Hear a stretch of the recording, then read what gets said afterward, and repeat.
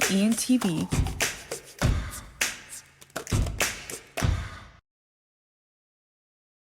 Hey everyone, welcome back to Hard Hitters. I'm your host this week, Nick Asselin, joined with Kevin Rollins and Carson Zorn. All right, so a really exciting wildcard weekend where we had our choke job of the week, the Chargers versus the Jags. Chargers were up huge at half, and they blew the lead against the Jaguars. Carson, you sent a message in our group chat at 9:56 p.m., just before halftime, saying the comeback is on in Duval. What do you mean by that? I'm pretty good friends with Roger Goodell. Me and him hang out. I stayed in his suite for the Super Bowl. It was great. So, at halftime, he just texted me. He's like, listen, you can't tell anyone, but we really want the Jaguars to advance. They're better for the market, so they're going to win the game. The script is published. Here's the script. But I told you guys, so he took away my script for this week. So, I might not be as good with my predictions. But in all seriousness, I sent that as a joke. I did not think the Jaguars were about to pull off that comeback 27-0. That seems like a pretty insurmountable deficit, but I guess we've seen crazier this year. And I wasn't on the show last week, but one thing I was thinking to myself the whole time was, if the Chargers lose this game to the Jaguars, it's going to be because of one person, and that person is Brandon Staley. And I'm pretty confident in saying that is exactly the reason why the Chargers lost this game. They go up 27-0, and he calls 25 pass plays and 8 rushing plays. Why? The Jaguars are definitely putting the wild in wildcard weekend. Shout out to James Rossi. He's been on the show a few times. Big Jags fans. Also shout out to any Jags fans watching this video. It wasn't the Herbert's fault that they lost, but the Jaguars, give credit to them. Trevor Lawrence looks complete awful first half. Looks like complete rookie form. Throws 4 first half interceptions, and then he comes back second half, shows off his star-studded ability he had at Clemson. All right, well, now on to our divisional round picks, where we have the Jags playing against the Kansas City Chiefs. Trevor Lawrence has never lost on a Saturday in his career, high school, college, or NFL, facing off against Patrick Mahomes and the Chiefs, who has never failed to make an AFC championship. What streak do you guys think is coming to an end this week? The playoff Chiefs, they're just a different team. Pat Mahomes, it's all too normal for him now. Just to, if they get the bye week, it's a good year, and that's what they did. They're getting some rest. I feel like the Chiefs have been just more, the normal Chiefs we expected. The big talk in the offseason was, what were they going to do without Tyreek Hill? And it turns out they're just still the same old Chiefs team.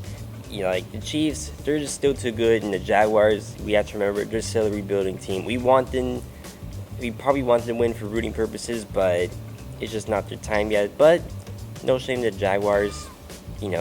They had a great year, and they'll be back. It's Patrick Mahomes in the playoffs. He doesn't lose unless it's the Super Bowl or AFC Championship game. He always gets to at least one of the 2 big games.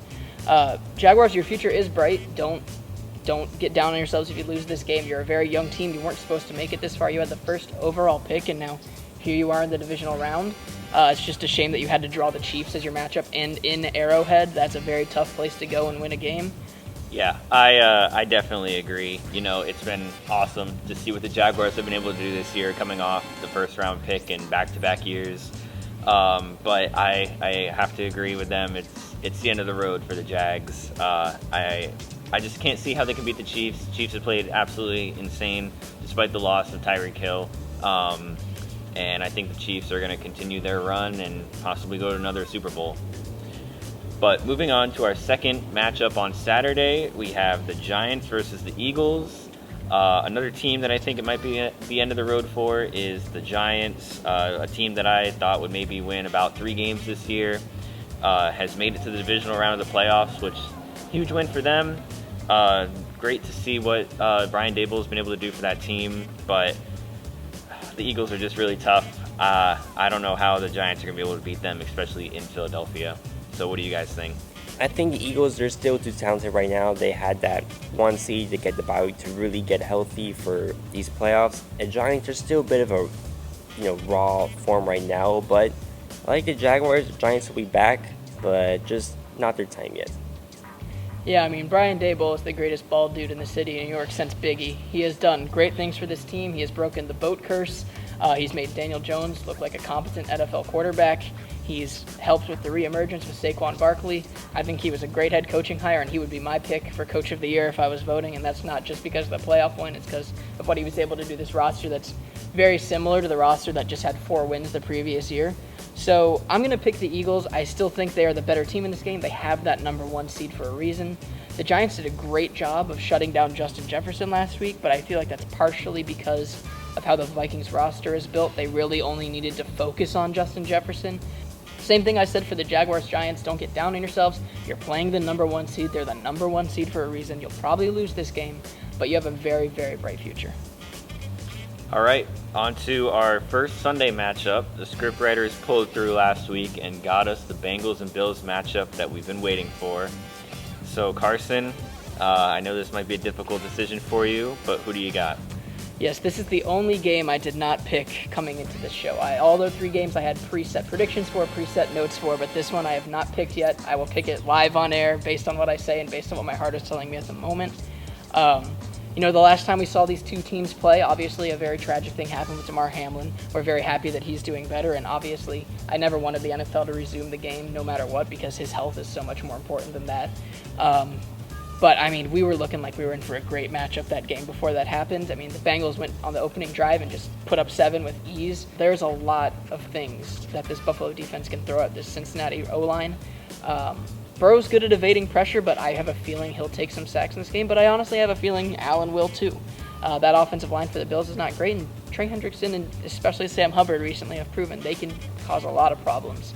As much as I hate to do it because I haven't done it in a very, very long time, I'm going to pick the Bengals to lose this game. I'm going to pick the Bills to win this game. I think going to Buffalo is going to be a very difficult challenge for the Bengals. I also think there's a very strong chance Damar Hamlin is the person who leads the Bills onto the field on Sunday. It would not surprise me in the slightest that Damar Hamlin would return to Buffalo in the Cincinnati Bengals versus Buffalo game that he got injured in.